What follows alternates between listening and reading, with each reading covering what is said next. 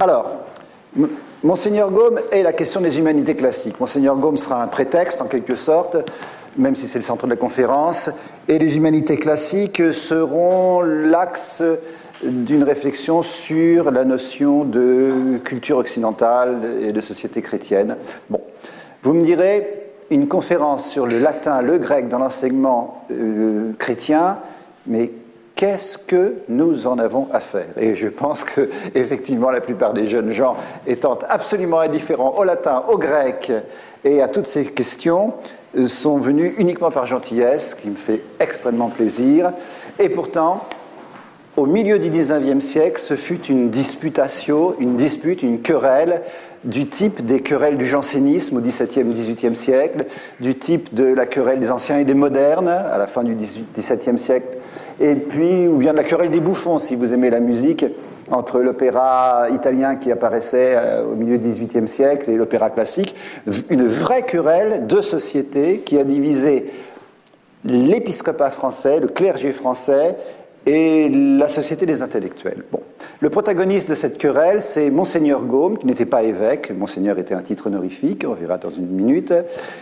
Très célèbre en son temps, extrêmement célèbre, auteur de dizaines d'ouvrages, 80 ouvrages au moins, de piété, de catéchèse, un manuel de confesseur, d'apologétique, et de dizaines et des dizaines d'articles dans le journal L'Univers de Louis Veuillot. Bon, en tant qu'étudiant catholique, vous devez avoir quand même entendu parler de Louis Veuillot, le combat ultramontain, intransigeant, c'est un terme qui revient un petit peu à la mode aujourd'hui, les intransigeants, n'est-ce pas, du catholicisme 19e contre une société voltairienne ou anticléricale, même sous couvert de religion officielle. Bon, bref, c'est un univers politique autour de 1850 qui est très intéressant pour ceux qui aiment le 19e siècle ou qui s'y intéressent, et dans laquelle Monseigneur Gaume était une personnalité, une vraie personnalité. Quand je vous dis qu'il a écrit beaucoup d'œuvres, elles ont été diffusées à des centaines de milliers d'exemplaires, ces œuvres. Bon.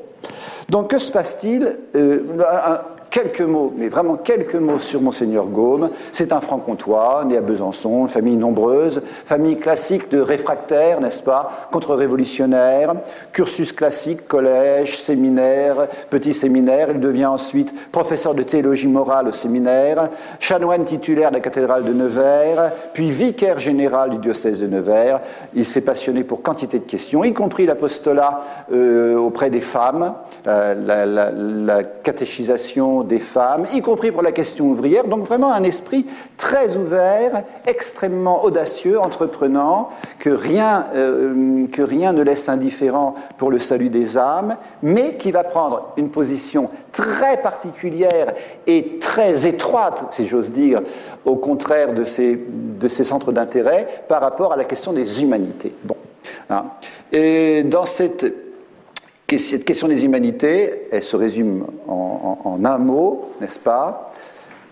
Faut-il ou non étudier les auteurs païens, Cicéron, Virgile, Démosthène, Horace, Homère, dans les collèges chrétiens, dans les collèges et les séminaires, les petits séminaires et les grands séminaires? La réponse globale de Gaume, on le verra, c'est global. Non. Il faut étudier les auteurs chrétiens. Latin et grec, il faut étudier les auteurs chrétiens. Et un des modèles de l'admiration de Monseigneur Gaume qui intéressera les gens cultivés, ceux qui ont fait un peu d'histoire, n'est-ce pas? Savonarole, brûlé à la cour à Florence, le dernier chrétien du Moyen-Âge et qui paya de sa tête ses courageuses prédications contre le paganisme. Voilà, c'est un admirateur de Savonarole, pourquoi pas, mais ça vous campe le personnage, si vous voulez, bien.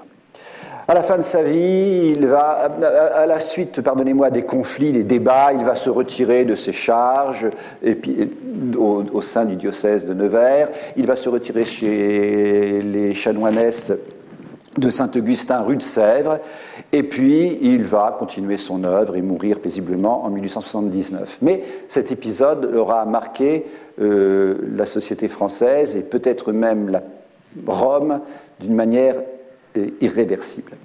Il a publié 3 ouvrages principaux, enfin qui sont dans notre sujet. Je ne parle pas des 77 autres ouvrages qui concernent des sujets d'apologétique et d'apostolat. Le ver rongeur des sociétés modernes, ça c'est très beau, le titre est beau, le ver rongeur. Hein. Des lettres à Monseigneur Dupanloup, on verra dans une seconde, et puis Pie IX et les études classiques. Monseigneur Dupanloup, c'est son adversaire favori, avec lequel il entretiendra une correspondance polémique, évêque d'Orléans et libéral. Alors c'est ça qui est très important pour ceux d'entre vous, il y a des étudiants de tout bord, de tout type, je veux dire, et peut-être aussi des historiens parmi vous, ou qui m'écouteront. Dupanloup, c'est l'aile libérale, entre guillemets, c'est l'aile gallicane, c'est l'aile qui, par exemple, va voter contre l'infaillibilité pontificale, même si elle se soumet après la proclamation du dogme. C'est loin d'être un ultramontain. Mais c'est un homme qui a été directeur du petit séminaire de Saint-Nicolas du Chardonnay, hein, et qui croit aux humanités classiques, n'est-ce pas, qui croit comme à la formation de l'honnête homme, qui croit que les auteurs anciens concourent à former des gens nobles de cœur, élevés d'esprit, ce que conteste absolument Monseigneur Gaume, qui ne voit pratiquement que de la corruption dans les auteurs latins et grecs. Très important. Bon. La thèse de Gaume, si on la prend d'une manière plus syllogistique, est assez simple. Hein. L'Europe chrétienne a passé par la Renaissance, qui est la redécouverte des païens, qui a entraîné le classicisme, qui a entraîné la Révolution, qui a entraîné l'apostasie générale, le socialisme et le communisme. Il le dit en toutes lettres, 100 fois, 1000 fois dans son œuvre, c'est à cause de l'enseignement des auteurs païens qu'il y a le socialisme. Le parcours est rapide, a beaucoup séduit, mais demande à être validé intellectuellement. Et les autres, et c'est sur ces thématiques-là que je vais, à force de nombreuses citations, mais pas assez nombreuses, il y en aurait 1000 autres à faire que je ne pourrais pas faire, parce qu'il y a un problème anthropologique, un problème culturel, un problème civilisationnel derrière les vraies questions qu'il pose, et avec selon moi, des fausses réponses. Bien. Alors, il est bien entendu que tout le mal que je vais dire des thèses de Gaume ne sont pas du mal que je dis de la personne, de sa piété, de sa spiritualité, de sa sainteté, etc. C'est déconnecté, on a le droit de se tromper et sur certains points d'avoir raison sur d'autres. Hein. Il est de la lignée et de l'amitié des Monseigneurs de Ségur, de Louis Veuillot, de Monseigneur Pie, et ils sont du même camp, si j'ose dire, mais le camp n'est pas invalidé parce que sur un problème précis, hein, très intellectuel, on pourrait avoir une divergence. Les plus grands saints ont eu des divergences entre eux. Donc sa thèse, c'est que les auteurs païens, l'enseignement des auteurs païens, la lecture continue et la rumination des auteurs païens a toujours été combattue par l'Église dès l'origine. Et toute son œuvre, c'est de démontrer à coup de citation que dès le premier père de l'Église, l'Église a détesté les auteurs païens, parce qu'ils sont païens précisément, et qu'il n'y a pratiquement rien à en tirer. Et que par conséquent, il ne faut pas les mettre dans les mains des enfants, très prudemment dans les mains des adolescents, et encore faut-il, comme on le verra plus loin, en dire systématiquement du mal. Il le dira en toutes lettres, ce qui est impressionnant. Bon. Tout ce débat va se doubler d'un débat gallican, ultramontain, politique. C'est l'époque des combats pour la liberté académique en France, les libertés religieuses, c'est la restauration par Don Guéranger aussi du chant grégorien, du culte romain. Tout cela s'imbrique de telle manière qu'une chatte n'y retrouverait pas ses petits et qu'on est obligé, dans les alliances qui se nouent et se dénouent, on est obligé d'aller en ligne le plus directe qu'il est possible. Le problème de la pensée de Gaume, c'est qu'elle est ondoyante, elle est prolixe, c'est un bavard, ses œuvres sont extrêmement prolixes, bon. Et que parfois il plaide à minima, parfois à maxima, c'est-à-dire que de temps en temps il dit oui, on peut les étudier, mais en les expurgeant, puis d'autres fois il dira non, il n'y a rien à en tirer, et puis après, mais non, j'ai jamais dit qu'il n'y avait rien à en tirer, je dis simplement qu'il faut être prudent en les enseignant, puis un peu plus tard il lève les épaules en disant mais qu'est-ce que vous vous imaginez, dès le début l'Église a rejeté les auteurs païens, on les a tolérés du bout du doigt, et encore, bon, donc on ne sait pas exactement exactement quelle est sa thèse, et on est obligé de la schématiser pour qu'elle soit claire, simple et nette. Ce n'est pas difficile de la schématiser, parce qu'il y a quand même un esprit général qui ressort de tout cela. Ce qui est sûr, c'est que la thèse d'en face n'est pas très compliquée, au contraire, est très claire. Ça fait 500 ans qu'on enseigne dans les collèges, chez les jésuites, chez les oratoriens, partout, Cicéron, Horace, Virgile, Homère, etc. Et c'est très bien comme ça, et l'Église y a donné son imprimature. Ce que conteste Gaume. Non pas que l'Église ait donné son imprimature, mais qu'elle a eu raison de le faire. Donc en réalité, derrière, il y a un problème anthropologique.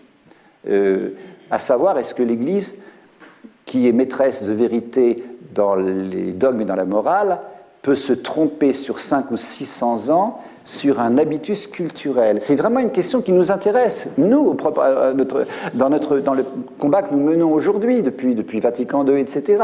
Est-ce qu'il y a une sorte d'infaillibilité du magistère ordinaire dans l'ordre du culturel lorsqu'il est connecté au religieux, hein?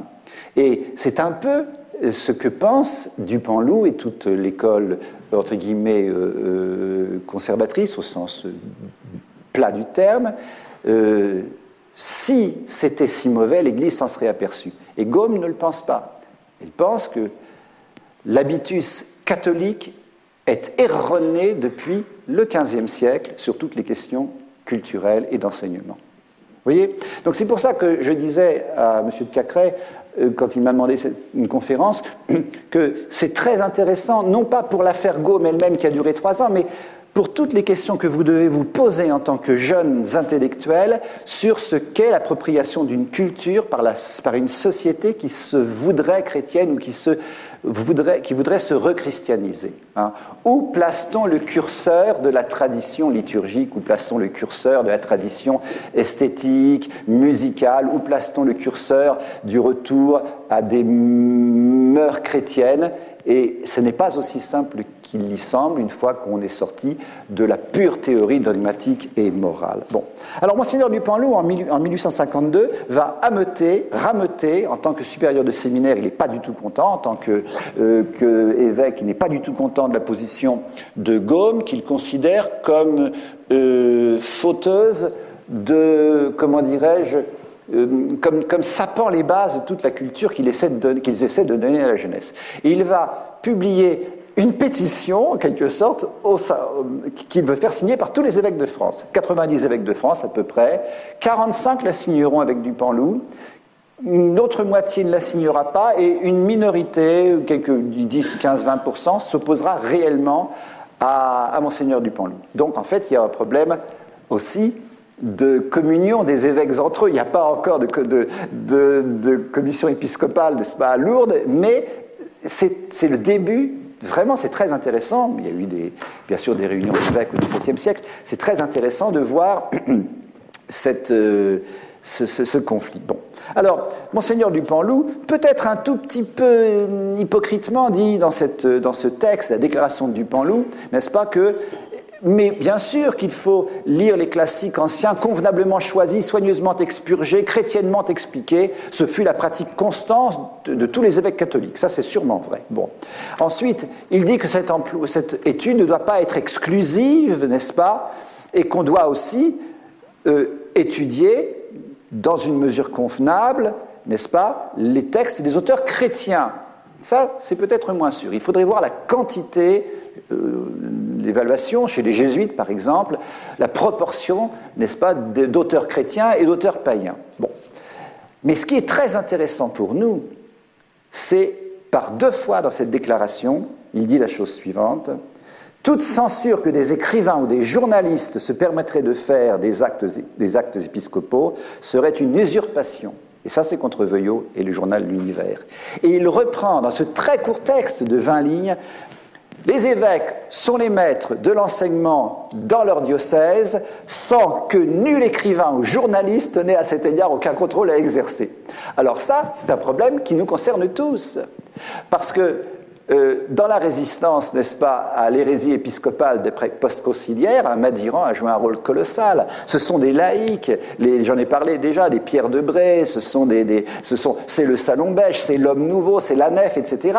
Les laïcs se mêlent de quoi, dit Monseigneur Dupanloup. Et ce point de vue-là, il est hyper traditionnel. Il est plus traditionnel, c'est assez paradoxal, que Monseigneur Gaume, qui est même par des liens familiaux, très liés à Louis Veuillot, qui ne cesse de ferrailler contre les évêques. En 1850, les évêques se disent « Mais qu'est-ce qui vient faire dans mon dossier, dans mon diocèse, ce bonhomme qui publie son journal à des dizaines de milliers d'exemplaires ?»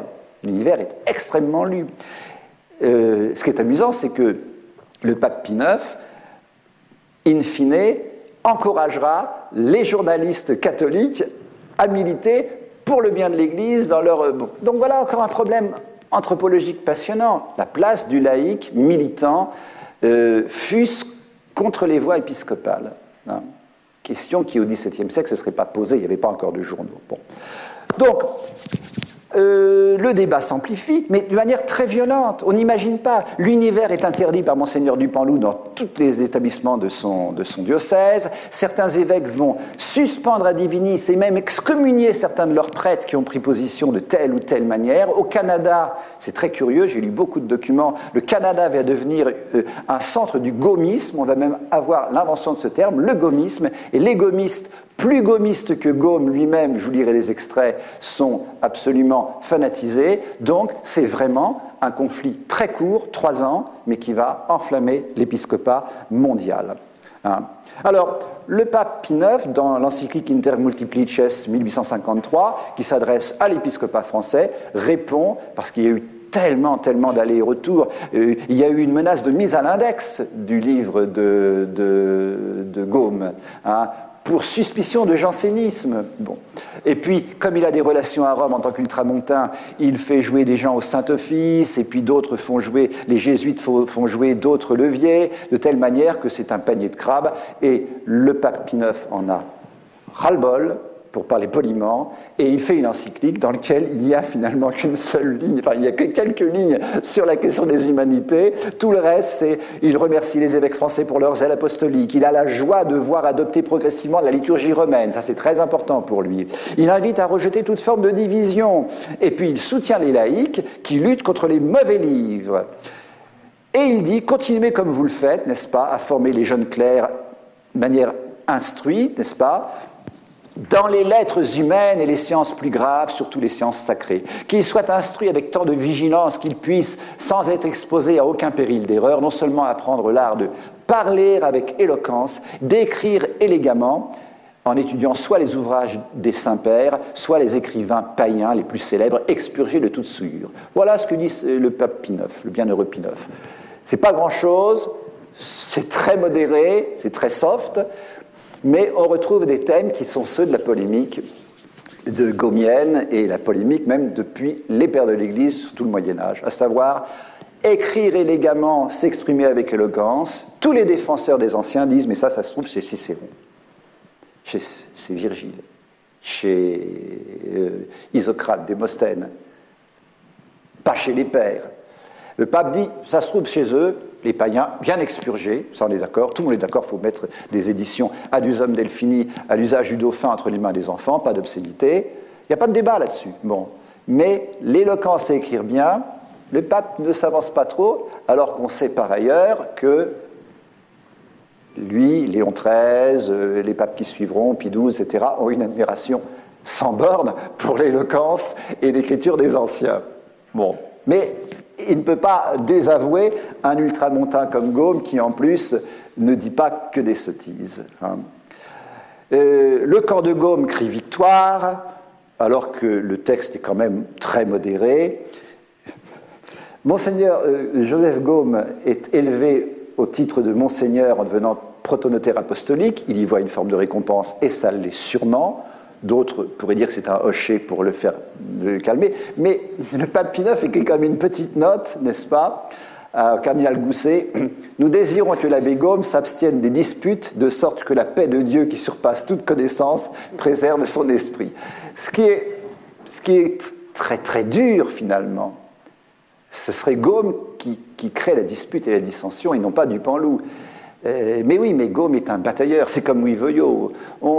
C'est très amusant, encore une fois. C'est comme Léon Bloy, si vous voulez, l'imprécateur. Dans nos milieux, quand vous avez des choix de lecture à faire, des choix disons, d'apologétique, et c'est très important pour un cercle d'étudiants comme le vôtre ou la MJCF. Est-ce que je suis un modérateur? Est-ce que je suis un pacifiste, un paisible? Ou est-ce que je suis un Léon Bloy, un Veuillot, qui fulmine en permanence l'anathème dans une ironie féroce et géniale? C'est un vrai choix intellectuel. Bon, là, Pineuf dit... C'est quand même les polémiques, monseigneur. Bon.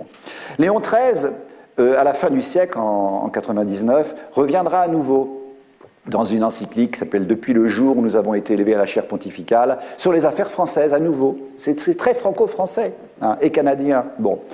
Et il dit deux choses intéressantes qui nous touchent à nous aussi. Il dit, Léon XIII, mais certains diront « oui, mais c'est un rallié, c'est normal ». Bon. Le ralliement politique de Léon XIII est très complexe, c'est une combinazione. Il dit à ses vénérables frères français et dans l'épiscopat, dans une certaine mesure, vous êtes obligés de compter avec les programmes de l'État et les conditions mises à lui à l'obtention des grades universitaires. Très intéressant. Hein. Chers confrères, vous avez des écoles, des séminaires, des universités, mais si vous voulez avoir des agrégations, des maîtrises, etc., vous êtes bien obligés de suivre quelque chose qui est l'esprit ou la lettre des programmes de l'État, parce que sinon, vous avez des diplômes qui ne sont pas.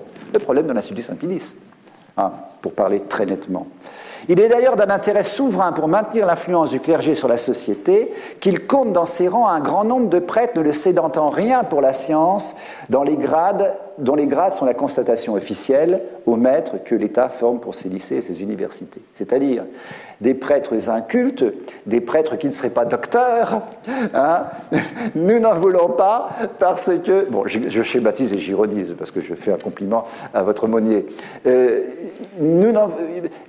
Essayez d'avoir des grades universitaires parce que ça montre que l'Église a aussi des intellectuels. C'est très important, dit-il en 1899, dans les combats que nous menons au moment où toutes les congrégations enseignantes ont été expulsées. Et ensuite, Léon XIII continue. C'est l'étude des belles lettres qui a puissamment aidé ces hommes à devenir de très vaillants et utiles ouvriers au service de l'Église. L'étude des belles lettres, n'est-ce pas? C'est le propre des belles lettres, quand elles sont enseignées par des maîtres chrétiens et habiles, de développer rapidement dans l'âme des jeunes gens tous les germes de la vie intellectuelle et morale. Il ne dit pas de la piété ou de la religion. Les belles lettres sont les germes de la vie intellectuelle et morale. Les termes sont très importants, parce que Gaume, on le verra dans des citations, se contre-moque des germes de la vie intellectuelle si ce n'est pas de la morale religieuse. Donc il y a vraiment un débat nature et grâce qui se pose. Et il fait l'éloge, n'est-ce pas, des chefs-d'œuvre de la littérature antique et sacrée, l'un n'excluant pas l'autre. Bon. Et apparemment, on peut considérer que le débat est dirimé et que sous un Pie XII, un Pie XI, un Pie XII, je veux dire, voilà, on y reviendra aussi quand on parlera d'art tout à l'heure. Bon. Revenons au centre du débat pour les historiens parmi vous et ceux qui se frotteront un peu de culture française. Hein. J'affirme ceci, dit Gaume. Les doctrines subversives auxquelles on a donné le nom de socialisme et de communisme sont le fruit de l'enseignement classique. Songez-y, quand vous admirez Corneille et que vous dites la bouche en cœur à l'Institut que c'est la plus belle langue du monde, ce qui reste à démontrer, en fait, vous faites le lit du socialisme et du communisme. Bon. Alors, classicisme, on comprend ce qu'il veut dire, c'est le monde classique, en réalité, héritier des païens, c'est lui qui a donné le... Il y a un vrai problème historique que je laisse aux historiens catholiques et aux historiens non catholiques. On a le droit d'être historien non catholique et très intelligent. Je ne suis pas convaincu du tout, mais pour Gaume, c'est absolument limpide. C'est une évidence logique, mathématique. Hein. Le protestantisme... le retour aux humanités par le classicisme a donné l'apostasie générale parce que les gens n'ont plus été chrétiens. Quand on y réfléchit bien, Luther, fanatique de l'enseignement de la culture antique païenne, le torturer Luther sur son salut. Or, il est lui le vrai initiateur du protestantisme qui ensuite a des liens avec le jansénisme. Le jansénisme, qui est un vrai facteur de la Révolution, même politiquement, tout le monde sait maintenant qu'il a des liens avec un hyper-augustinisme qui se traduit ensuite en démocratisme, etc. Voilà une vraie question. Je ne pense pas que Gaume le perçoive. Hein. Si on va dans la fine pointe de la théologie, on pourrait se demander si la réforme qui ensuite crée le libre examen, qui ensuite crée la dispersion en secte, l'indifférentisme religieux, n'est pas liée à des éléments de post-scolastique. Les mystiques rénants, que certains admirent énormément, sont déjà une ambiguïté par rapport au dogmatisme, au dogme intellectuel. Bon. Et c'est une question qui reste à creuser. J'ai cru comprendre par certaines lectures que j'ai faites que Gaume, bien qu'il s'en réclame, n'est pas très thomiste, n'est pas un admirateur de saint Thomas d'Aquin. Il dit l'être, mais il n'est pas thomiste dans l'âme. Bon. Monseigneur Gaume passe par exemple sur d'autres éléments, comme la découverte du nouveau monde, l'homme naturel, le problème du salut des infidèles qui n'ont jamais connu le Christ, d'une morale naturelle, la question du déisme qui se pose de manière encore plus cruelle, crûment, Montaigne, Diderot, Rousseau, etc. Ça, c'est pas lié du tout à l'Antiquité. Un Rousseau qui a été un des précurseurs de la pensée révolutionnaire, n'est pas un grand connaisseur, il n'a pas fait d'études, c'est un autodidacte, il n'est pas issu des collèges de jésuites, vous comprenez c'est un vrai problème intellectuel. Il va encore plus loin, Gaume, il va encore plus loin dans la simplification, et qui est passionnante. Il dit, en réalité, tout commence à cause de ces salopards de Grecs. Parce qu'en 1453, quand Constantinople est prise par les Turcs, avec armes et bagages, ils viennent dans l'Occident. Et dans leur bagage, il y a Homère, il y a Démosthène, il y a Isocrate, il y a toute la littérature grecque. Et nous qui n'étions pas contaminés par l'Antiquité grecque, nous le sommes. Et c'est à cause de 1453 que ce n'est pas tout à fait faux, il y a des éléments en Italie, que commence la Renaissance. Et ça, c'est une punition parce qu'ils ont été schismatiques. Là, on rentre dans l'interprétation providentielle, mystico-politico-culturelle, qui est au moins sujette à caution. Et ce qu'on peut reprocher à Monseigneur Gaume, c'est cette certitude de béton, le ver rongeur, c'est une succession bloyenne, si j'ose dire, d'imprécations, de colère, d'indignation. On ne construit pas une pensée politique. Les grands penseurs contre-révolutionnaires sont beaucoup plus modérés que cela, beaucoup plus réfléchis que cela. L'esprit de l'Église, dit Monseigneur Gaume, a toujours été antipathique à l'étude des auteurs païens. Avant la Renaissance, on laissait étudier un peu le paganisme, et cela au profit du christianisme, j'insiste là-dessus, et au détriment du paganisme. Quand on étudiait les classiques anciens, dit-il, avant la Renaissance, c'était pour dire du mal du paganisme, au sens très large du terme, et pour que ça serve au christianisme. Mais aujourd'hui, c'est le contraire, dit-il. Bien.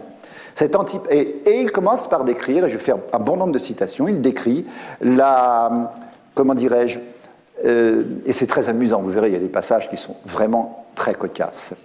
Il décrit dans une réécriture, dans un révisionnisme historique un peu naïf, ce qu'ont été les temps anciens. Bon. Alors il y a des choses qui sont très justes. Par exemple, sur les premiers chrétiens, ils s'interdisaient non seulement les fêtes et les cérémonies religieuses, mais encore les spectacles et les fêtes publiques, ce qui est tout à fait exact.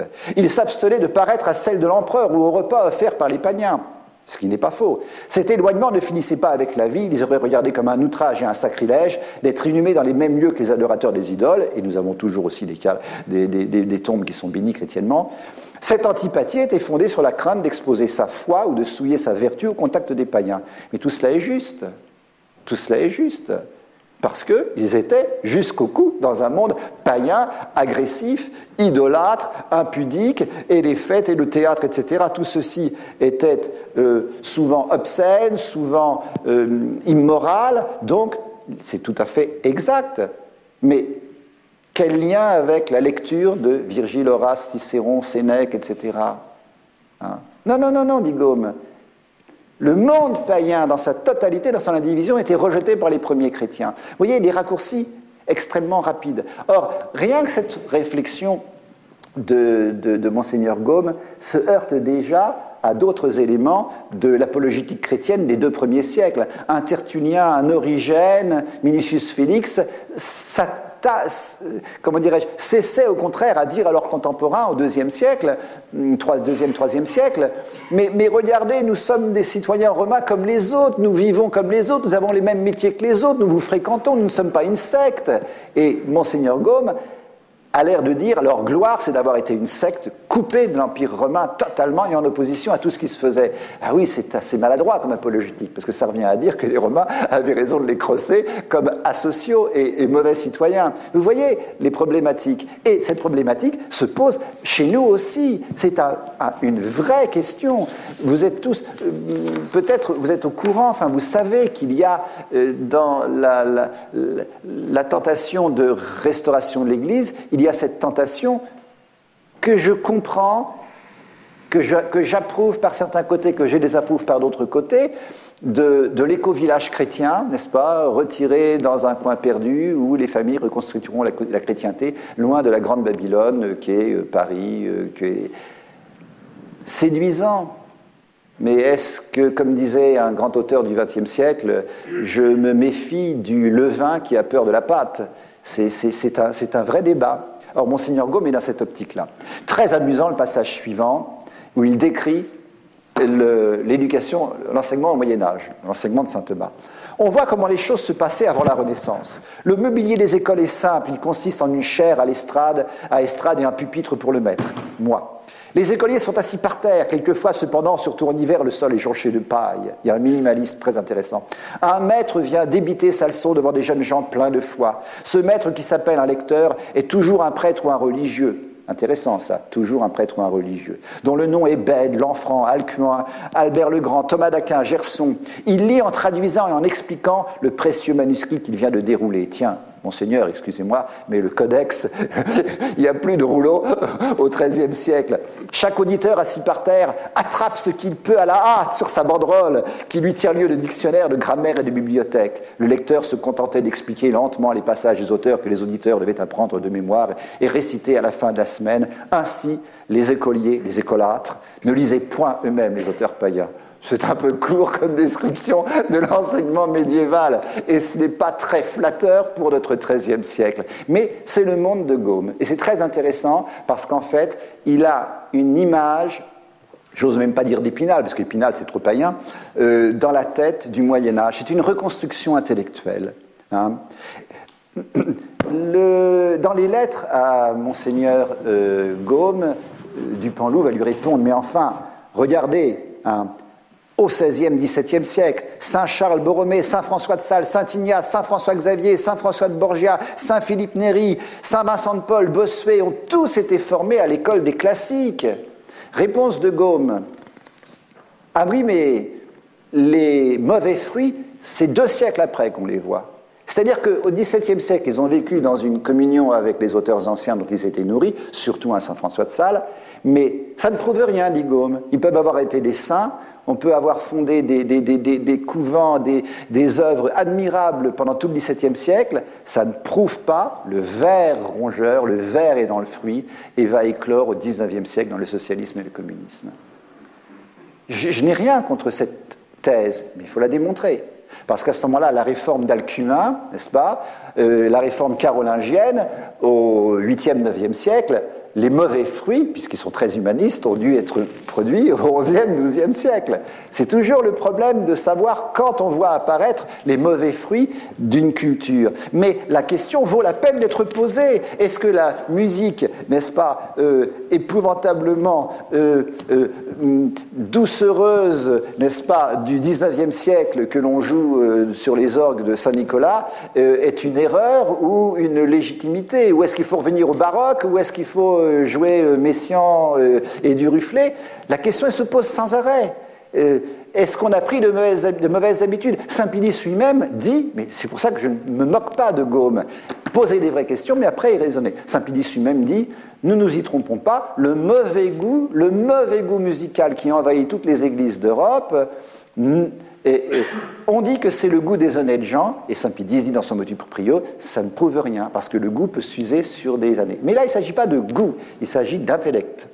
Et autant je pense que la problématique du goût, hein, doit-on aimer les grandes machines religieuses qui se sont accrochées dans Saint-Nicolas, les descentes de croix, etc., ou doit-on préférer l'icône orientale? C'est un débat légitime, mais qui ne touche pas la foi, qui ne touche pas, disons, la structure même, le modus cogitandi de la société. Là, Gaume va beaucoup plus loin. L'étude intellectuelle des auteurs anciens aboutit au socialisme communisme. Ce n'est pas la même chose, vous saisissez. Ce n'est pas de savoir si les cantiques 1900 sont plus beaux que les cantiques Vatican II.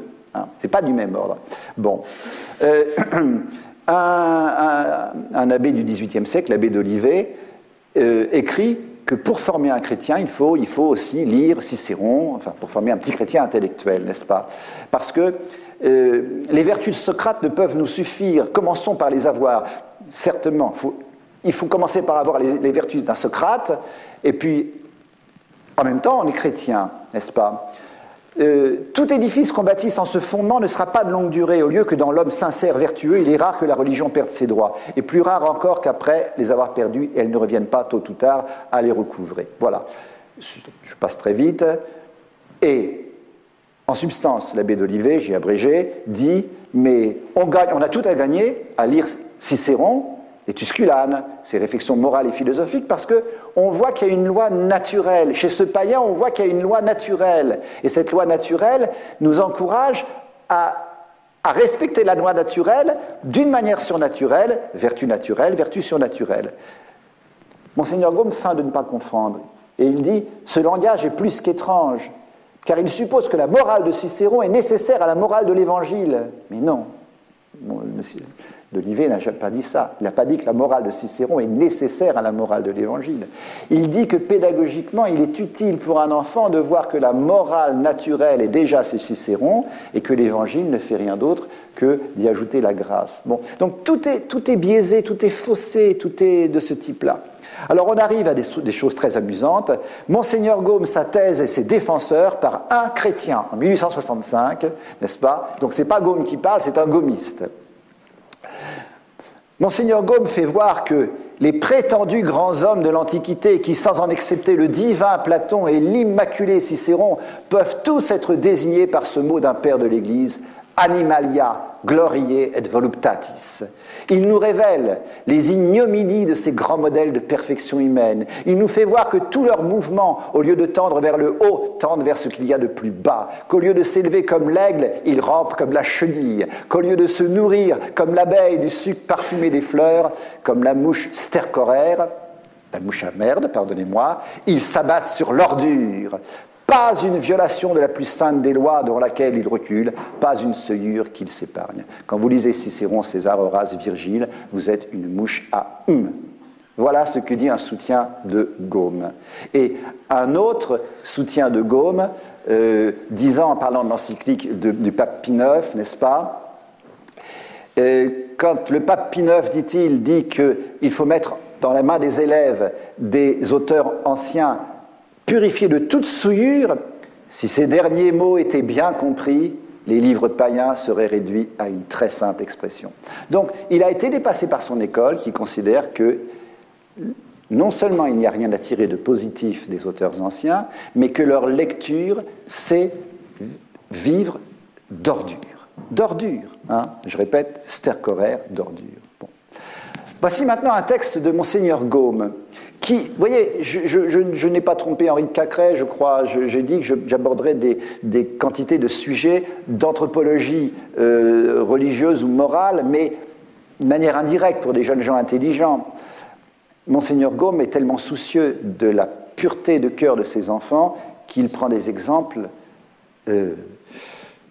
Si au jugement des magistrats les plus expérimentés, la fréquentation des cours d'assises est l'école où les malfaiteurs viennent apprendre la science du crime, si le récit détaillé des vols, des assassinats, des parjures, des attentats aux mœurs est une prédication désastreuse aux uns à commettre le mal et à tromper l'œil de la justice, qui affaiblit dans les autres les sentiments de la pudeur naturelle, j'ose demander s'il est chrétien, s'il est sage d'envoyer une jeunesse ardente pendant des mois entiers à l'école de Catilina, les Catilinaires de Cicéron, l'un des plus hideux comme des plus habiles scélérats de l'Antiquité, et de l'initier, on initie l'enfant, à la connaissance intime des moyens en tout genre employés pour la perpétration de ses forfaits. Voilà, quand vous allez à la cour d'assises, vous apprenez à devenir un criminel.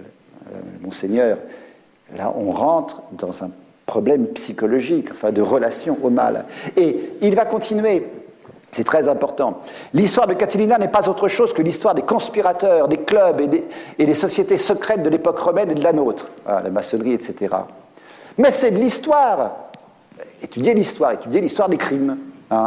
C'est aussi de l'immoralité, répond Gaume, de l'immoralité sociale, et dans le temps où nous vivons, de la plus dangereuse espèce. Il faut donc supprimer l'histoire, réponse de Gaume. Il y a un temps pour tout, mesure à tout. Faites étudier l'histoire quand vous voudrez, dans la mesure que vous voudrez, lorsque l'histoire ne sera ni un danger pour la jeunesse, ni une menace pour la société. Donc en réalité, on comprend bien que sa conception de la culture humaine, c'est une conception tellement épurée qu'elle doit éviter même l'évocation du mal, parce que le mal, et vous voyez, derrière, il y a un discours vraiment religieux, philosophique, n'est-ce pas? Voir le mal, c'est déjà y adhérer. Parce qu'il y a une force invincible du mal. Un enfant ne peut pas résister à l'attraction du mal dès lors qu'on lui racontera les méchancetés qu'a commises Catilina. Hallucinant, c'est hallucinant. Et on s'est battu pendant 3 ans là-dessus. Alors, après, il continue sur l'impudicité de l'Antiquité. Et là, j'allais dire, il y a un vrai problème, et on peut être d'accord. Et il attaque l'art issu de la Renaissance, et notamment le nu dans l'art. Bon, c'est un vrai problème de peindre des Vénus, etc. Mais je pourrais m'étendre par des dizaines et des dizaines de citations, toujours très nuancées, au lieu de dire on ne représente pas Vénus sortant de l'eau parce que c'est impudique. Non, il dit cette infâme déesse. C'est très amusant. Quel est l'amateur d'art du XIXe siècle qui pense Vénus en termes d'infâme déesse? Bon, et tout est comme cela. De fait, les hommes de l'Antiquité ont parlé de Jupiter, etc., et de son adultère, mais quel est celui qui, dans les musées du Vatican, va avoir une statue magnifique de Zeus et de Jupiter et qui pense d'abord à ses infidélités conjugales? Pour Gaume, c'est la première chose à laquelle on pense, c'est un exemple d'immoralité intrinsèque. Bon. Et donc, il faut, à supposer que, dato non concesso, à supposer qu'on étudie les anciens, il faut expurger à mort toute allusion à quoi? Toute allusion à l'amour, toute allusion au mariage, toute allusion à la procréation, tout ce qui est allusion à la beauté de la femme, à la beauté, tout doit être éliminé de la bouche des enfants. Les simples mots d'amour, mariage, enfantement, etc. Et qu'est-ce que l'on peut montrer du vice? Qu'est-ce que l'on peut montrer de la sensualité à la jeunesse? Rien, finalement. Absolument rien.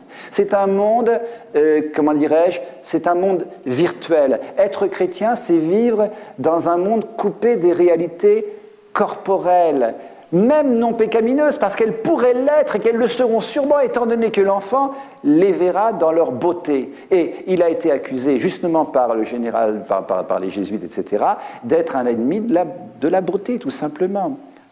Donc, il dit, la Bible, mais cher Monseigneur, la Bible, Suzanne Aubin, éliminé, parce que, évidemment, les vieillards libidineux, il connut sa femme, ce qui est omniprésent dans la Bible, n'est-ce pas? La stérilité de Sarah, on n'en parle pas. De quoi? La femme de Putiphar et Joseph, David et Bethzabée, de l'adultère.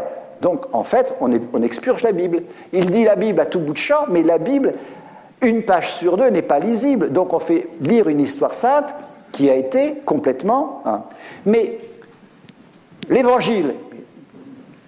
D'où Jésus, l'Évangile, dans sa beauté splendide, lu tous les dimanches au moins à une assistance d'enfants. Heureux le sein qui t'a porté, les mamelles qui t'ont allaité. Lorsque la méchanceté sort de la bouche de l'homme, mais ce qui y rentre va au lieu secret, aux toilettes. C'est le Christ qui le dit, n'est-ce pas? Il est question de la circoncision. C'est quoi, maman, la circoncision? Circuler, il n'y a rien à voir. Hein. Jean-Baptiste reproche son adultère à Hérode. C'est quoi l'adultère? Bouge-toi les oreilles pendant la lecture de l'Évangile. Non, la Samaritaine, tu as raison, ce n'est pas ton mari, car tu as déjà... Mais, en fait, l'Évangile aussi est rempli d'allusions. Monseigneur Gaume, et je ne plaisante pas, comme tout le XIXe siècle, le stupide XIXe siècle, disait Léon Daudet, en réalité, est pudibond. Il faut voir les choses comme elles sont. Il est pudibond. Il a beau jeu, après, de chanter les louanges d'un Moyen-Âge, on verra dans une seconde, qu'il réécrit complètement. Complètement. Hein. Bon. Donc, évidemment, même expurgé, c'est pratiquement la notion même de littérature qui pose problème. C'est la notion même de description du réel. C'est la notion même du combat contre la chair. Nous combattons contre la chair. Saint Paul fait allusion continuellement aux mœurs infâme des païens. Mais pour qu'il y ait mœurs infâmes, il faut qu'on sache qu'il y a des possibilités d'être infâme. Il ne peut pas y en avoir dans le monde de Gaume, puisque le monde de Gaume est un monde supralunaire. Vous saisissez la problématique. Donc, il touche du doigt une conception qui est très intéressante d'un point de vue anthropologique, parce qu'en réalité, c'est le monde d'un catholicisme 19e, c'est le monde de la société victorienne aussi, hein, en Angleterre. Bon. Pour dire les choses, et je ne m'étends pas parce que je ne veux pas être cru, saint François de Sales, dans ce chef-d'œuvre absolu qui est l'introduction à la vie dévote, évoque, avec des images, la vie conjugale, les devoirs conjugaux. Eh bien, les éditions 1820-1830 que j'ai eues en main disent en introduction, nous avons réécrit les chapitres de saint François de Sales, car ils se permettaient des crudités qui ne sont vraiment plus de notre temps. C'est saint François de Sales XIV, n'est-ce pas? Et c'est le XIXe siècle qui a raison. Alors moi j'ai le sentiment que notre jeunesse aujourd'hui, ne serait-ce que par l'actualité, les journaux, les horreurs, etc., a pris ses distances avec cet univers. Bon, c'est l'époque que j'aime beaucoup, la littérature populaire 19e siècle, les feuilletons. Une jeune fille ne peut pas sortir seule dans une rue de Paris. C'est criminel, c'est indécent. Elle a un chaperon en permanence. Bon. Donc, c'est un autre monde. Gaume est tributaire de ce monde, comme il est tributaire d'un certain romantisme, comme il est tributaire d'une certaine idéalisation du Moyen-Âge, qui va durer longtemps. C'est comme cela. Ceci explique cela. Dans La femme pauvre de Léon Bloy, autour de 1900, le héros, n'est-ce pas, qui est mari de la femme pauvre, il vit en dessinant des enluminures. Et qui va vivre en peignant des enluminures aujourd'hui? Mais parce qu'il est un vrai bon chrétien, hein, et ce bon chrétien ne peut rien faire d'autre que de peindre des images médiévales. Bon. C'est tout un ensemble absolument passionnant, mais qui est lié aussi au problème de l'art. C'est vrai, il déteste le baroque, parce qu'il n'y a d'art que gothique. J'ai envie de lui répondre, Monseigneur, l'art gothique est une dégénérescence, il n'y a d'art que roman. Hein. Et l'art roman est une dégénérescence, il n'y a d'art que byzantin. Hey. Et à partir de là, l'histoire de l'Europe chrétienne, je dis bien chrétienne en tant que chrétienne, est une dégénérescence continue depuis le XVe siècle. On a le droit d'en débattre en tant qu'historien, et en tant qu'historien de l'art, et en tant qu'esthète. Mais, j'allais dire, on ne transforme pas ça en imprécation, on ne fulmine pas, on ne met pas en demeure les gens d'avoir à choisir entre eux. Bon. Donc, idéalisation du Moyen-Âge, je disais. A-t-il jamais ouvert? Et il chante les louanges, vraiment, de la littérature médiévale. Il chante les louanges de tous les genres de la littérature médiévale. Alors là, c'est mon métier, si j'ose dire professionnellement. A-t-il lu des fabliaux dans sa vie? Les trois quarts sont grossiers, crus, d'une manière primaire, et gauloise, et comique. La littérature courtoise, c'est l'amour et l'adultère, idéalisé. Bon, sans parler des tournois, continuellement, interdits par l'Église, en vain, sous peine d'excommunication. C'est le roman de Renard, mélange de crudité et de cynisme. C'est la chanson de Roland. Alors, il n'y a rien d'impudique dans la chanson de Roland. Une violence continuelle. On coupe les ennemis avec le cheval d'un coup d'épée. Et quand la famille de Ganelon se porte garant pour lui, n'est-ce pas? Parce que ça se fait, on se porte garant de l'honnêteté du traître Ganelon. Bon, c'est une erreur de parcours. Bon, ils sont tous pendus par Charlemagne. Toute la famille est pendue. Bon, dans le genre délicatesse chrétienne, on fait mieux. Idéalisation d'un Moyen-Âge qui n'a jamais existé. Jamais. C'est une vue de l'esprit. Donc, ça me permet de vous parler de notre actualité à nous. Ne pas faire de révisionnisme catholique. Je crois que c'est absolument essentiel, c'est un peu une de mes marottes, un peu obsessionnelle, je ne veux pas faire mon gaume. Notre adoration légitime pour les guerres de Vendée ne doit pas cacher qu'il y avait des sacrés personnages, n'est-ce pas, parmi les généraux, des bons hommes. Bon, notre admiration pour Louis XIV ne doit pas faire oublier qu'il a ravagé le Palatinat. Notre admiration pour nos rois ne doit pas faire oublier qu'ils avaient tous des maîtresses. Mais ne riez pas, j'ai entendu de mes oreilles un catholique, un intellectuel catholique me dire il y a quelques années « mais non, mais ça c'est de la légende noire, aucun de nos rois n'a eu vraiment de maîtresse ». C'est à mourir de rire.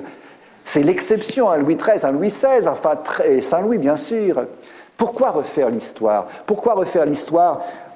Parce qu'on s'adresse à la jeunesse et qu'il faut une idéalisation. Vraie question, vrai problème, je l'accorde. Comment raconter l'histoire en l'épurant sans mentir?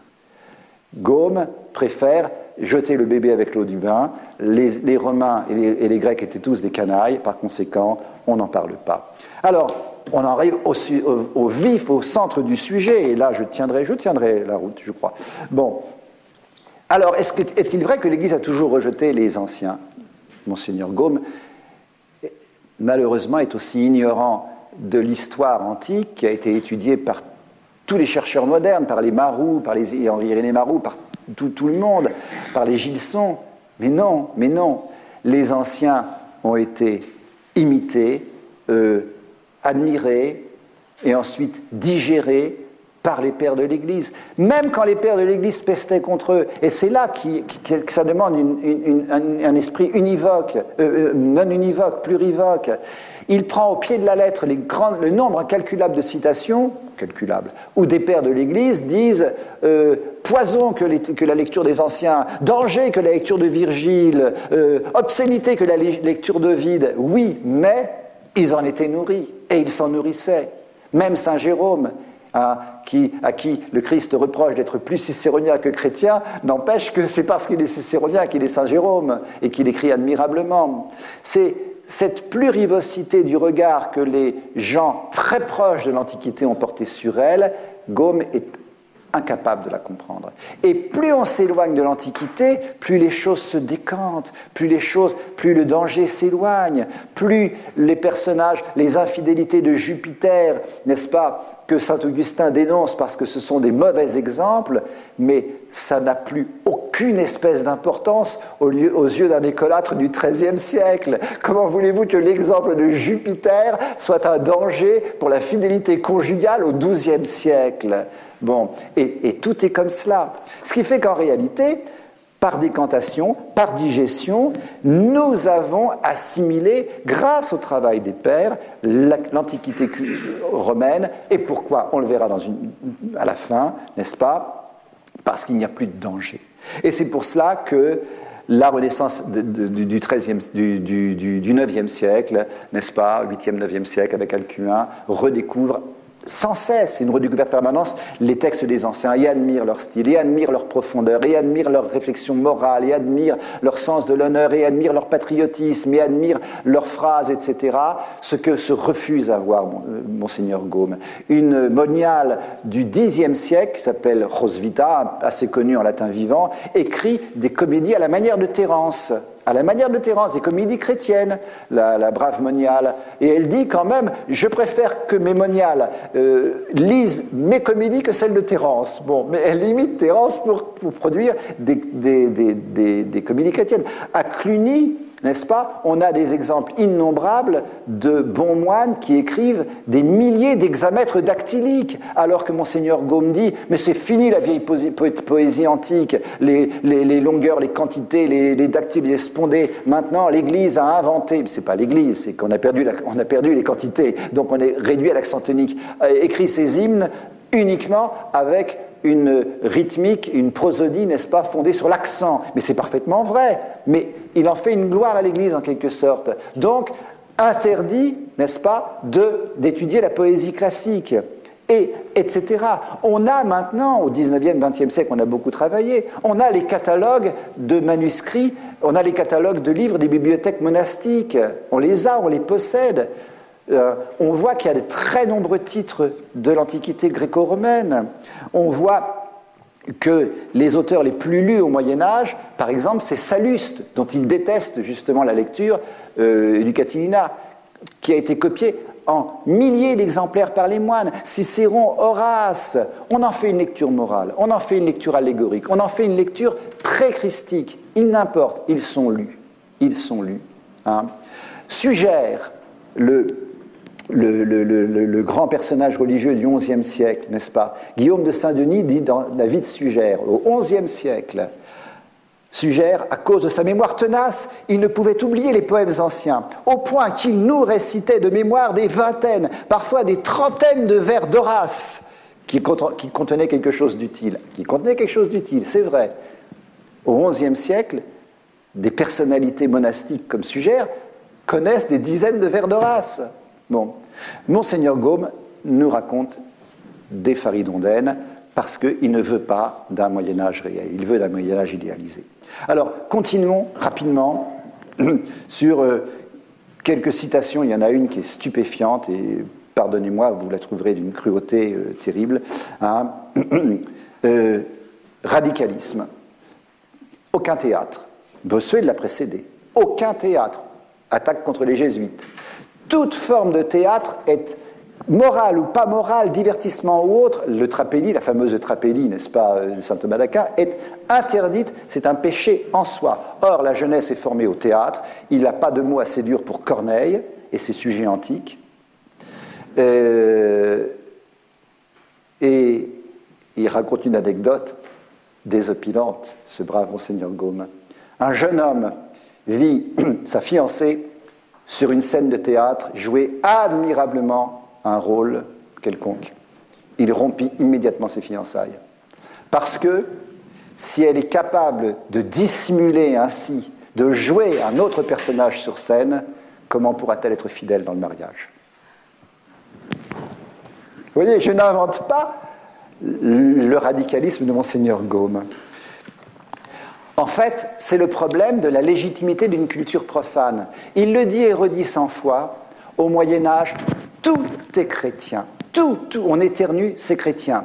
N'est-ce pas? On chante, c'est chrétien. Jamais de chansons obscènes, jamais de chansons de mariage. On dessine, c'est des vitraux, des statues, etc. Ne parlons pas du nu, c'est un vrai problème. Admettons, pour la pudeur. Bon. Mais les impressionnistes, paysages magnifiques, etc. Non. Tout ce qui n'est pas chrétien est antichrétien. Je schématise à peine. Tout dans l'art, tout dans la littérature, tout dans la pensée, tout dans le dire, tout dans la langue, doit être chrétien. Il déteste la langue de Cicéron, la langue admirable de Virgile ou autre, parce que ce n'est pas la langue chrétienne. Il va même jusqu'à dire que la langue populaire, la langue du terroir français, au 6e, 7e, 8e siècle, elle est née du christianisme. Elle n'est pas née d'une dégénérescence naturelle du latin.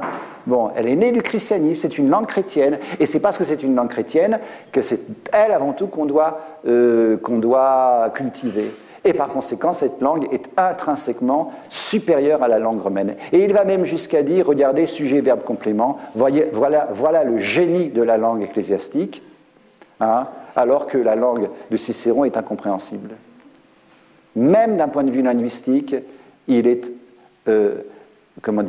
hostile à l'Antiquité.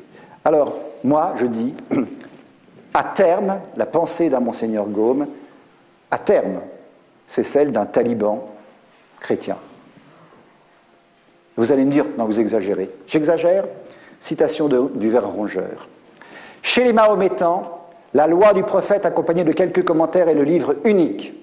C'est dans ce livre que l'enfant apprend à lire, que le juge cherche la raison de ses arrêts, l'homme de tout état et de tout âge, la règle de sa conduite. Livre sacré, Le Coran, vous avez compris.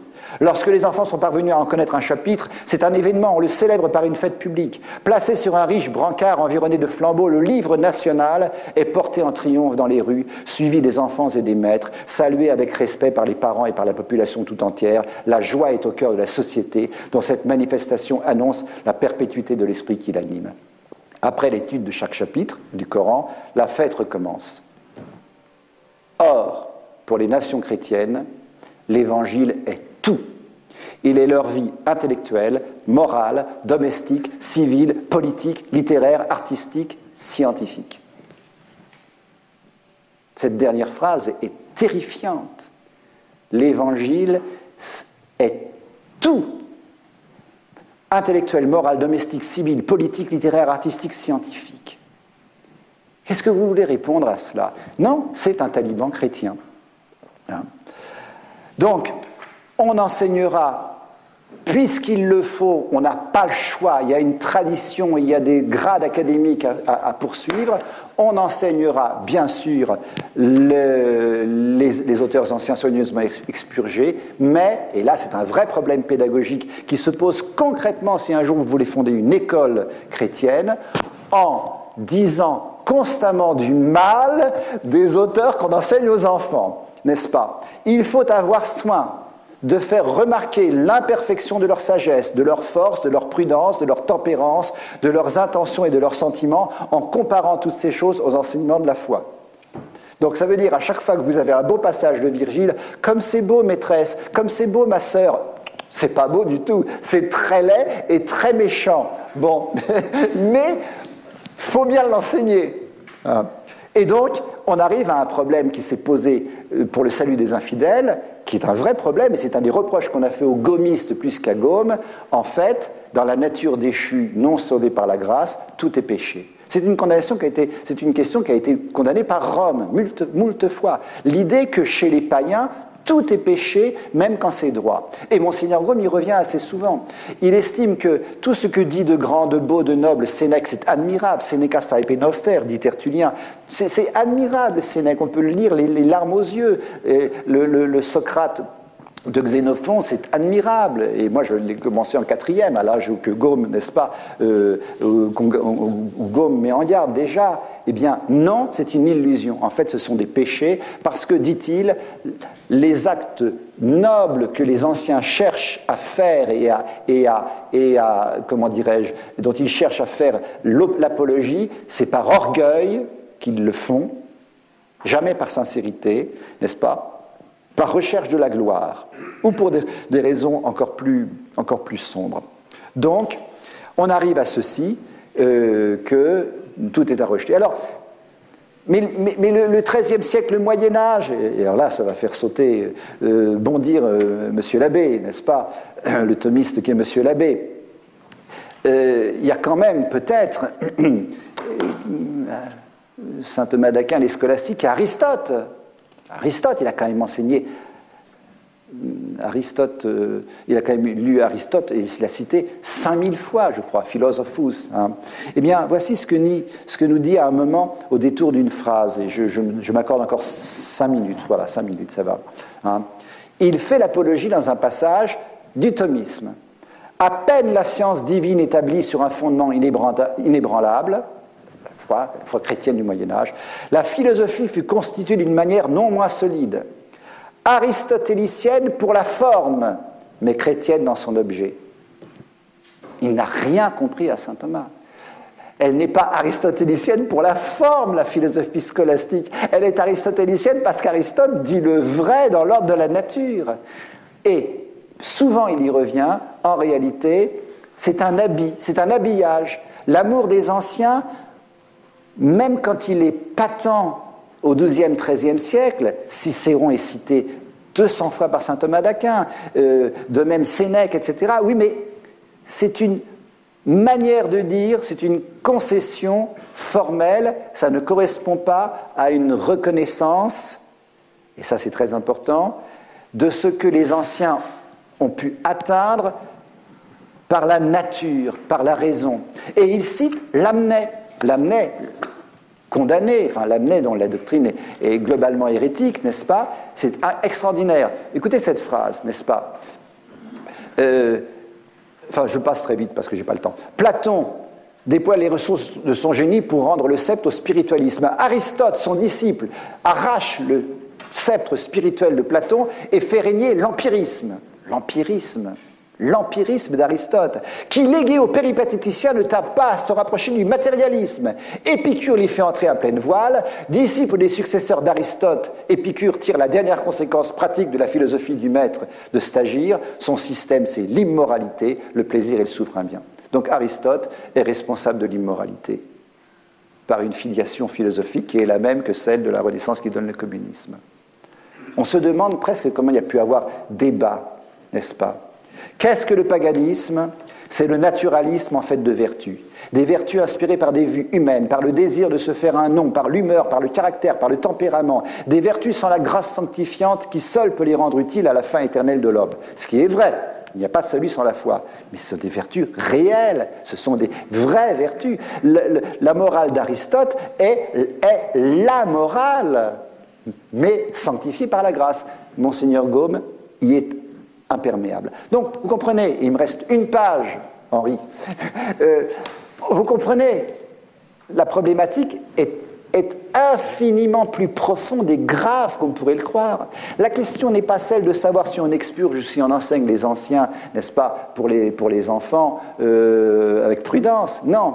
La question, c'est si l'on accepte qu'il y ait une nature qui a produit des merveilles dans l'ordre de la culture pré-chrétienne, avec une légitimité du profane, la poésie par exemple, avec ses métaphores, ses allégories, l'Énéide, Virgile, les parcours initiatiques, avec des chants qui, hormis l'obscénité, sont ceux de l'amour, du cœur, Properce, Horace, ou bien si tout ceci doit être répudié parce que un chrétien ne se nourrit pas comme la mouche stercoraire d'ordures.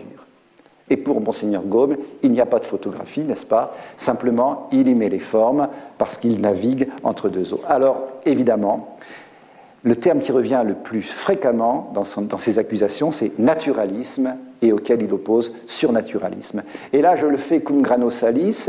Dans nos milieux, il est de bon ton de glorifier toujours un certain surnaturalisme, il n'a pas l'esprit surnaturel, il ne croit pas à la surnature, il ne croit pas à la puissance de la grâce de la prière, etc. Et il est trop naturaliste, enseignement naturaliste, pratique naturelle. Mais soyez thomiste, soyez aristotélicien. Où avez-vous vu que la nature peut contredire la surnature? Pour Gaume, il y a vraiment quelque chose, et c'est pour ça que les accusations de jansénisme n'ont pas été vaines, qui est un vrai problème. Donc, j'arrive à ma conclusion, qui est, in fine, mais toute mon allocution a porté là-dessus sans le dire. Pourquoi cet enseignement des païens depuis 500 ans, 600 ans, 1000 ans, 1500 ans, passé la période d'expérimentation des pères de l'Église, pourquoi cet enseignement non discontinu jusque dans les cloîtres? Je lisais un passage, c'est dans Leclerc sur l'amour de Dieu et le désir des lettres, d'un moine qui s'est vu imposer comme punition, enfin comme pénitence pendant tout le carême de lire Tite-Live. Bon. Pourquoi cette adulation, entre guillemets, des chrétiens pour l'Antiquité? Parce que, par un dessein mystérieux de la divine providence, il y a eu des épousailles entre le monde gréco-romain et la révélation judéo-chrétienne.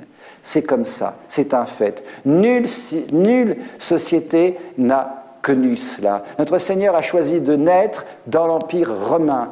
La Rome éternelle, celle du Christ, s'est implantée dans la Rome païenne qui a duré 1000 ans. Non pas pour la fouler aux pieds, non pas pour la pulvériser, mais pour la subsumer. Monseigneur Gaume et d'autres courants, ils sont totalement imperméables. Je vais dire quelque chose de très méchant, je ne vais pas me faire des amis là.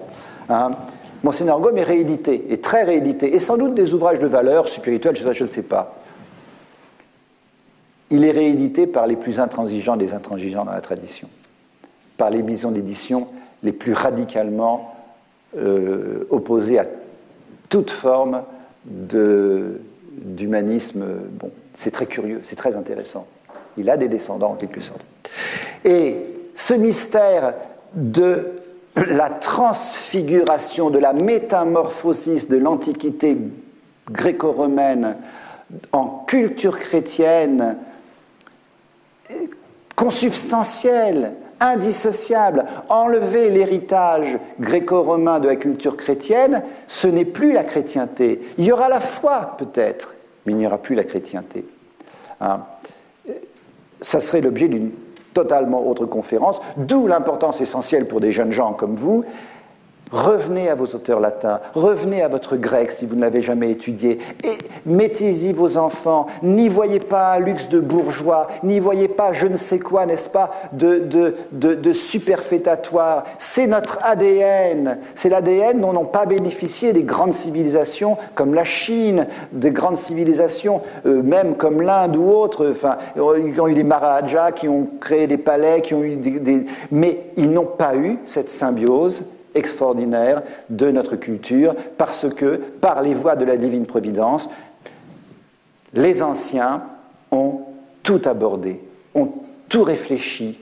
Je ne dis pas ont tout dit, sauf Aristote peut-être. Bon, les questions morales, les angoisses, la tragédie grecque sur la mort, sur la justice, n'est-ce pas, Édipe, l'Orestie, partout, l'Antiquité respire des problèmes éternels et y apporte des réponses balbutiantes, fulgurantes de profondeur, mais évidemment auxquelles il manque la grâce.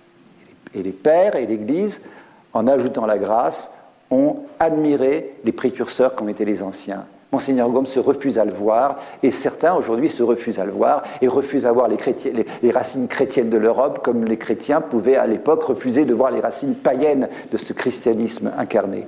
Et je termine sur ce paragraphe bien connu de l'encyclique de Jean XXIII, la Constitution plutôt, Veterum Sapientia, qui conseille l'enseignement du latin en 62.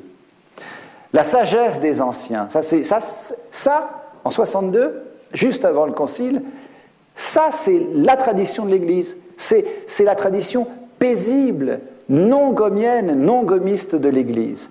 La sagesse des anciens recueillie dans la littérature des Grecs et des Romains, ainsi que les illustres enseignements des peuples de l'Antiquité, peuvent être considérés comme une aurore annonciatrice de la vérité évangélique que le Fils de Dieu, arbitre et maître de la grâce et de la doctrine, lumière et guide de l'humanité, est venu apporter à la terre. Les pères et les docteurs de l'Église ont en effet vu dans ces importants monuments de la littérature de l'Antiquité une certaine préparation des âmes à recevoir les richesses surnaturelles que Jésus-Christ, dans l'économie de la plénitude des temps, a communiquées aux hommes. Il apparaît ainsi manifestement qu'avec l'avènement du christianisme, rien n'a péri de ce qu'il y avait de vrai, de juste, de noble et de beau dans ce que les siècles précédents avaient produit. Gaume s'arracherait les cheveux devant un tel texte. Or, ce qui est cocasse, c'est que le rédacteur de cette constitution, ce n'est pas les papes qui les écrivent, le rédacteur, c'est le cardinal Bacci, qui a co-signé le bref examen clinique de la messe, quelques années plus tard, avec le cardinal Ottaviani. C'est-à-dire qu'un des premiers intellectuels cardinal résistant à l'hérésie moderne, fait une magnifique apologie de notre héritage gréco-romain dans la chrétienté. Je vous remercie.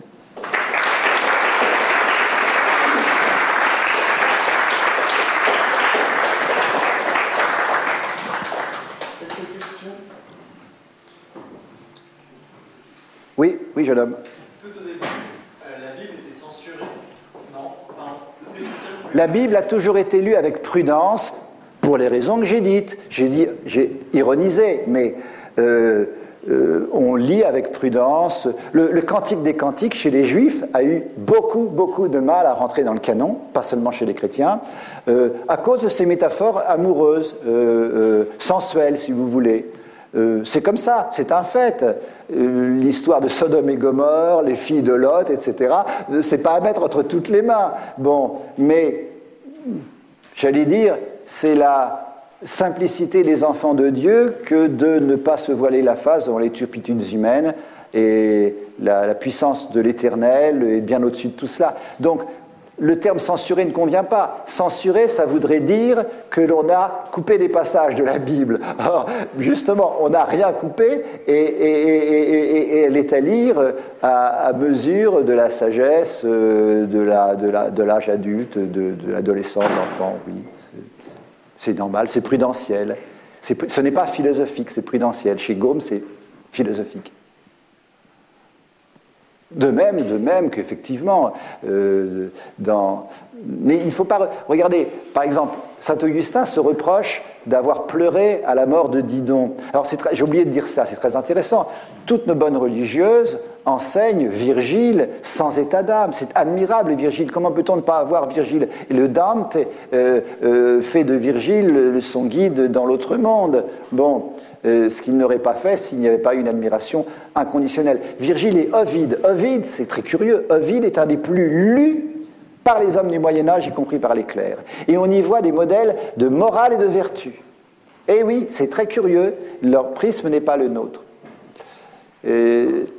Dans les exempla, dans les histoires de prédication XIIe, XIIIe, XIVe siècle à destination populaire, j'en ai lu un certain nombre, les clercs n'hésitent pas, les prédicateurs souvent frères prêcheurs, n'hésitent pas à construire des historiettes d'adultère et de tromperie, etc., pour l'édification des masses. Donc la notion de censure est relative à une anthropologie, si vous voulez. Moi, ma femme s'amuse toujours quand elle fait une conférence et dit « Ah, tu as sorti le mot anthropologie ». Oui, je sors le mot anthropologie, parce que le mot anthropologie est la clé de quantité de choses qu'il faut bien comprendre, et notamment concernant tout ce qui est la pudeur, la pudicité, la délicatesse des mœurs, etc. Un temps n'est pas un autre. Il y a des choses qu'on ne peut pas admettre à une époque et qui ne posent aucun problème plus tard. Bon, voilà. Mesdemoiselles, vous avez, la plupart d'entre vous, je l'espère, la jupe en dessous du genou, mais vous êtes une impudique avec la jupe en dessous du genou par rapport à 1900, où il faut avoir la jupe jusque sur la chaussure, n'est-ce pas? Dans Marivaux, n'est-ce pas, La vie de Marianne, un roman interminable, le jeune homme tombe fou de Marianne à l'église parce qu'il a vu sa cheville. Sa cheville. Bon. Donc, il faut distancier, il faut comprendre ces choses. Le Moyen-Âge n'est pas notre temps. Les bains du Moyen-Âge nous scandaliseraient, les bains publics, comment dirais-je, la réflexion politique, par exemple, sur les notions de pouvoir royal absolu, etc., nous surprendrait parfois. Et donc, mon dessein était de montrer que il faut avoir une vue historique, relativiste, mais au bon sens du terme, anthropologique des choses, de toutes choses, n'est-ce pas, quand on essaie de défendre avec justesse l'Église. Saint Bernard, c'est Saint Bernard. Il peste dans des pages célèbres contre les décorations de tous les cloîtres romans. Il dit il y a des chimères, il y a des monstres, il y a des gargouilles. Il dit c'est scandaleux, ça ne devrait pas exister chez les moines. Nous nous en faisons gloire. Saint Bernard a tort, il n'a pas tort. Il est un courant de son époque. Et ceux qui sculptent des personnages extraordinaires ou qui mettent des serpents dans les miniatures, des dragons dans les miniatures de leurs manuscrits, c'est une autre option. Elles cohabitent. Ça se dispute un peu, et puis ça fait son chemin, et tout ça, c'est le patrimoine. Et justement, même la question du nu dans l'art, il y a des nus indécents, il y a des nus qui le sont moins, mais Pie IX, Léon XIII, Pie X, Cardinal Méry d'Elval, ont nourri les musées du Vatican de statuaires grecques. Nourri les musées du Vatican.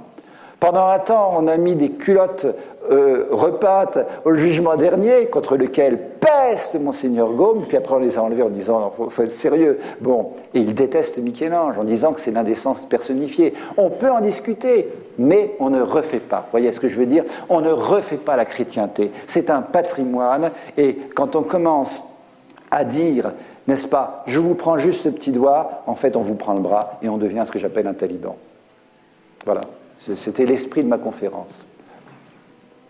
N'oubliez pas que tout Balzac a été mis à l'index. Tout Balzac. Vous savez la raison? Je suis gavé de Balzac. Il y a un abbé de Saint-Nicolas, il y a 20 ans, qui me dit que c'est un fanatique de Balzac. Omnes operae amatorie. Toutes les œuvres de Balzac sont des œuvres d'amour. C'est suffisant pour le mettre à l'index. Je ne vois pas, l'obscénité chez Balzac, elle n'est pas évidente. Bon, oui, peut-être Sérafita, etc. Mais vous voyez ce que je veux dire? Balzac fait partie du patrimoine. Pour être honnête, l'index disait aussi que les classiques sont autorisés à tout le monde parce que c'est des classiques. Mais c'est très intéressant. Vraiment, ça fait partie des... Quand des œuvres sont devenues des classiques, il n'y a plus d'interdit parce que c'est le patrimoine. L'Église a cette sagesse, cette intelligence de voir, comme les anciens de l'Antiquité, les dangers, n'est-ce pas, du paganisme n'existent plus au 8e, 9e siècle. Gaume pense qu'ils existent au XIXe siècle et que ça a formé la Révolution française. Voilà. Alors, Monseigneur Gaume est la question des humanités classiques. Monseigneur Gaume sera un prétexte, en quelque sorte, même si c'est le centre de la conférence.